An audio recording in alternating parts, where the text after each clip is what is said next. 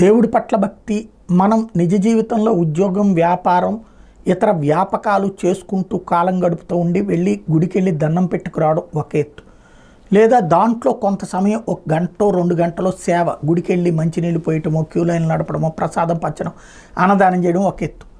అలా చేసే వాళ్ళని ధర్మకర్తలుగా పెట్టుకుంటే బాగుంటుంది. లేదు, అసలు వయోభారంతోనో లేకపోతే కనుక ప్రత్యేకించి నాకు మిగతా దైనందిన అంశాలతో సంబంధం లేదు, ఇక దేవుడి సేవలోనే గడుపుతాను అనుకునే వాళ్ళకి ట్రస్ట్ బోర్డు సభ్యత్వం ఇవ్వడం బాగుంటుంది.